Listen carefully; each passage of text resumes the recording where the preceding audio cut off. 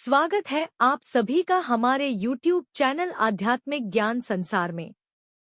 मानव जीवन बहुत कठिनाइयों के बाद मिलता है और मानव जीवन जीना भी इतना आसान नहीं है। हर दिन मनुष्य के जीवन में तरह तरह की मुसीबतें आती रहती हैं और साथ ही उसका दिमाग कमजोर हो जाता है। आज की इस कहानी के माध्यम से जानते हैं कि मनुष्यों में ऐसी कौन सी आदतें पाई जाती है जो उनके दिमाग को धीरे धीरे कमजोर करती हैं। मित्रों, दिमाग हमारे शरीर का महत्वपूर्ण अंग है। हमारे शरीर के अंदर होने वाली हर क्रियाएं मस्तिष्क से ही संचालित होती है। किसी घटना पर हम कोई भी सुझाव देते हैं तो वह केवल और केवल मस्तिष्क के ही कारण हो पाता है। अगर आप अपने किसी भी शरीर के हिस्से या हाथ को मोमबत्ती की तरफ लेकर जाते हैं तो वह आपके हिस्से को जला देती है, लेकिन इसका संदेश सबसे पहले मस्तिष्क तक पहुंचता है और तभी आप अपना हाथ जल्दी से हटा लेते हैं, क्योंकि आपके मस्तिष्क में यह बात आ जाती है कि अगर हाथ को मोमबत्ती के पास ज्यादा समय तक रखा तो हाथ जल जाएगा। यदि व्यक्ति का मस्तिष्क ठीक से काम ना करे तो वह इस दुनिया में जीवन जीने के लायक भी नहीं रह सकेगा। सभी जीवित प्राणियों में मस्तिष्क जन्म से होता है और इसका विकास उम्र के साथ होता रहता है, लेकिन कई बार हमसे जीवन में कुछ ऐसी गलतियां या आदतें बन जाती हैं जो हमारे मस्तिष्क को कमजोर करती हैं, और इन आदतों के लिए कोई और नहीं बल्कि हम स्वयं जिम्मेदार होते हैं। हर किसी के जीवन को नई दिशा दे सकती है। एक समय की बात है, महात्मा अपने कुछ शिष्यों के साथ यात्रा पर जा रहे थे। चलते चलते वे एक जंगल के में पहुंचे और अंधेरा होने लगा। महात्मा और उनके शिष्यों ने निर्णय लिया कि आज की रात वे यहीं पर बिताएंगे और कल सुबह होते ही आगे की यात्रा पर निकलेंगे। उन सभी शिष्यों में से के एक परम शिष्य भी थे जो कि कद में नाटे और बहुत भोले भाले थे। सभी शिष्यों में से इस शख्स की आदत बिल्कुल अलग थी। जहां सभी लोग 7 से 8 घंटे की नींद लेते थे, यह महाशय केवल 3 घंटे ही सोते थे। इनका मानना था कि जो लोग अधिक सोते हैं वह आलसी होते हैं।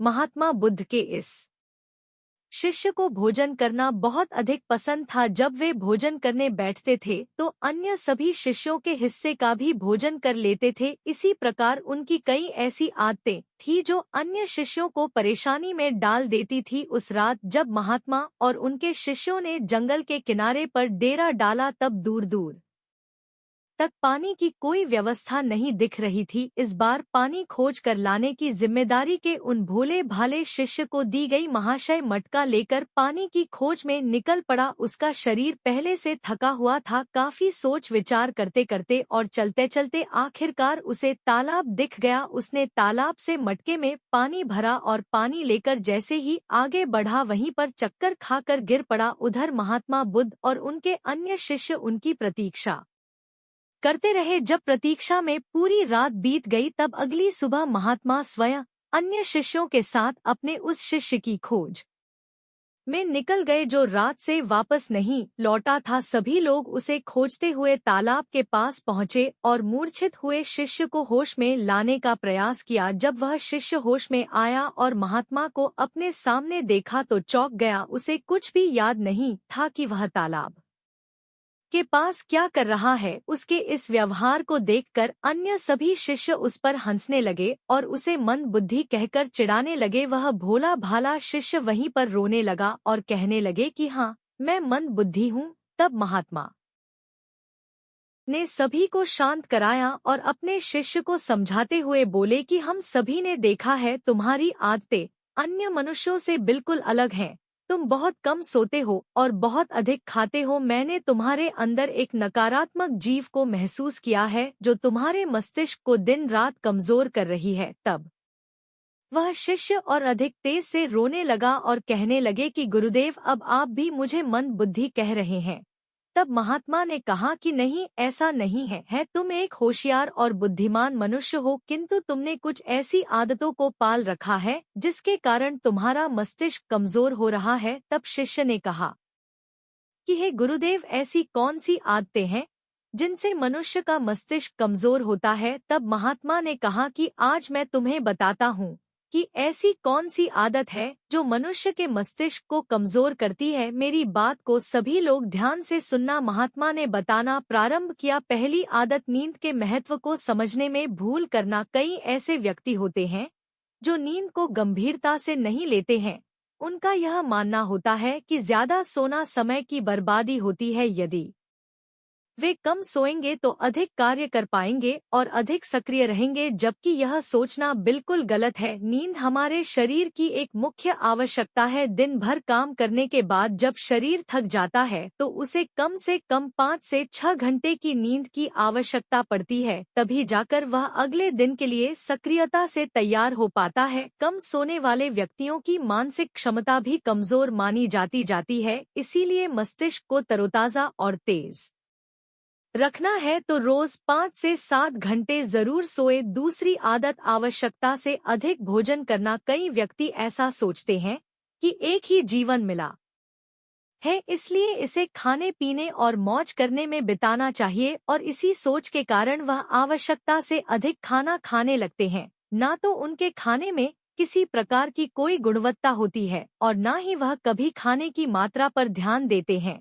कई लोगों को लगता है कि अधिक खाने से शरीर को अधिक ताकत मिलती है, जबकि ऐसा कुछ नहीं है। अधिक खाने से शरीर में केवल बीमारियां ही लगती हैं, कभी पाचन संबंधी बीमारी तो कभी शरीर का मोटापा। यह सब कुछ खाने की गलत मात्रा और उसकी गुणवत्ता के कारण ही होता है। जब व्यक्ति का शरीर बीमार रहेगा तो इसका असर मस्तिष्क पर भी होगा। इसलिए अपने मस्तिष्क को तेज रखने के लिए सही मात्रा में और सही गुणवत्ता वाला भोजन करना चाहिए। तीसरी और खास आदत खुद को कार्य करने की मशीन समझना। इस संसार में कई ऐसे व्यक्ति हैं जो दिन रात काम के पीछे भागते रहते हैं और इस बीच ना तो वे अपने शरीर को आराम देते हैं और ना ही कभी अपने परिवार को समय देते हैं।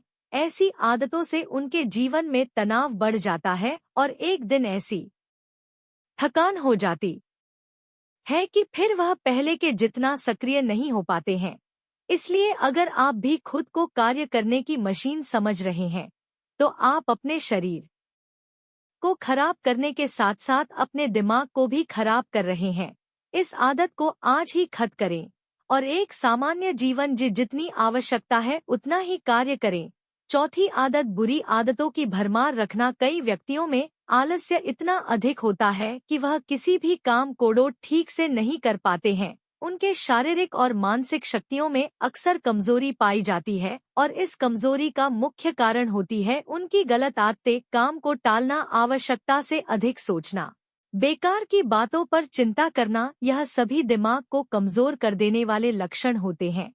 इसलिए यदि सही जीवन जीना है और दिमाग को तेज रखना है तो सबसे पहले अपनी बुरी आदतों को खत्म करें। पांचवी आदत खुद की बुराई और कमजोरी देखना। कई बार व्यक्ति के सामने ऐसी परिस्थितियां आ जाती हैं जिनमें वह खुद को असहाय और कमजोर अवस्था में पाते हैं, लेकिन इस अवस्था से निकलने के स्थान पर वह स्वयं को ही कमजोर मानने लग जाते हैं।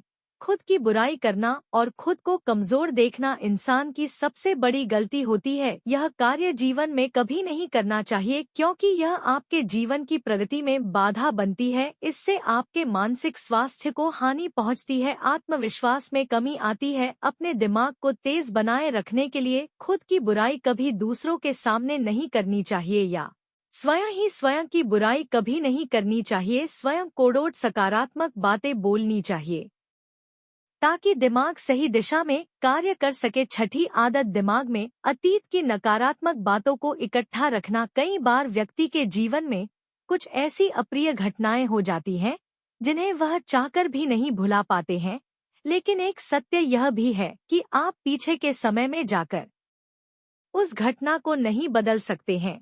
वह समय तो बीत चुका है और उसका जो भी प्रभाव आपके जीवन पर पड़ने वाला था वह पड़ चुका है। तो फिर दिमाग में अतीत की यादों को रखना कूड़ा इकट्ठा करने के समान ही होता है। जब अधिक कूड़ा इकट्ठा हो जाता है तो उसमें से बदबू आने लगती है और वह सड़ने लगते हैं।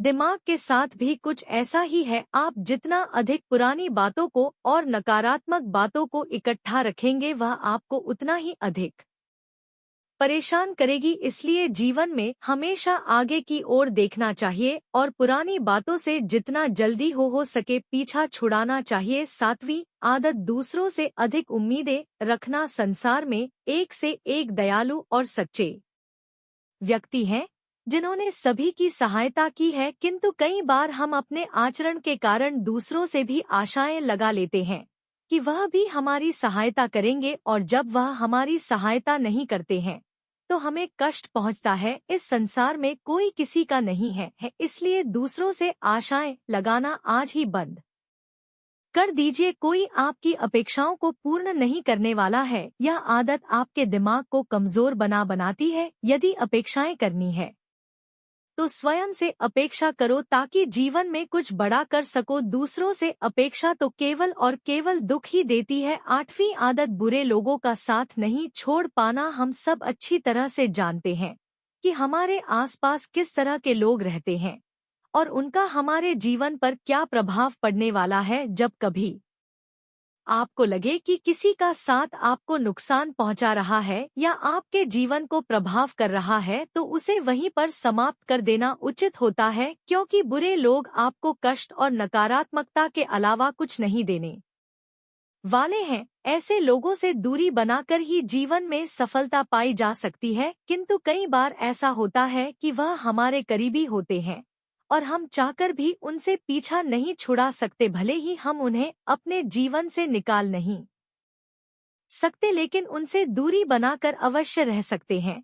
बुरे लोग आपके दिमाग को प्रभावित करते हैं, इसलिए दिमाग को सही रखने के लिए ऐसे लोगों के संपर्क में बिल्कुल ना रहे। 9वीं आदत, स्वयं की गलतियों को अनदेखा करना। कई बार व्यक्ति से यदि कोई गलती हो जाए तो वह उसे पूरी तरह से अनदेखा करते हैं और जिम्मेदारी लेने से बचते हैं, जबकि यह आदत आपके जीवन को असफलता की ओर ले जाती है। कभी भी यदि आपसे गलती हो जाए तो उसे पूरे मन से स्वीकार कर लेना चाहिए, साथ ही क्षमा मांग लेनी चाहिए। इस संसार में पश्चाताप से बड़ी कोई क्षमा नहीं होती है। यदि गलती करने के बाद आपको सच्चे दिल से पश्चाताप है तो उसका पाप आपको कभी नहीं लगता। जो व्यक्ति जिम्मेदारी लेने से डर लड़ते हैं वह दिमाग से कमजोर होते हैं, जबकि सच्चाई के साथ सभी का सामना करने वाला व्यक्ति अधिक हिम्मती और दिमाग से तेज होता है। 10वीं आदत, अपनी असफलताओं के लिए दूसरों को जिम्मेदार मानना। सफलता और असफलता एक ही सिक्के की दो पहलू हैं।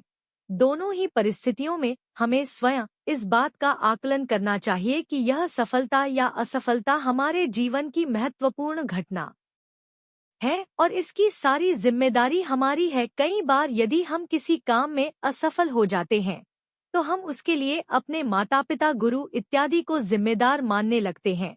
यह आदतें आपके दिमाग से कमजोर बनाती हैं। कभी भी अपनी असफलता के लिए दूसरों को जिम्मेदार नहीं बनाना चाहिए, बल्कि स्वयं की मेहनत पर विश्वास रखना चाहिए। इस प्रकार ने उस व्यक्ति को ऐसी आदतें बताई जो उसके दिमाग को दिन रात कमजोर कर रही थी। उस व्यक्ति ने सच्चे मन से को बताया कि हाँ, यह सब उसकी आदतें हैं और वह अपनी इन गलत आदतों के लिए स्वयं को जिम्मेदार मानता है। साथ ही वह वादा करता है कि वह इन सभी गलत आदतों से छुटकारा पाने के लिए पूरा प्रयास करेगा। तो मुझे पूरी आशा है कि इस कहानी से आपको शिक्षा मिली होगी और इस मोटिवेशनल स्टोरी से आपको प्रेरणा मिली होगी। हमारा चैनल आध्यात्मिक ज्ञान संसार को सब्सक्राइब करना ना भूले। मिलते हैं एक नई वीडियो के साथ। और आपको मानसिक रूप से मजबूत बनना है तो हमारे इस चैनल पर यह वीडियो देखना ना भूले।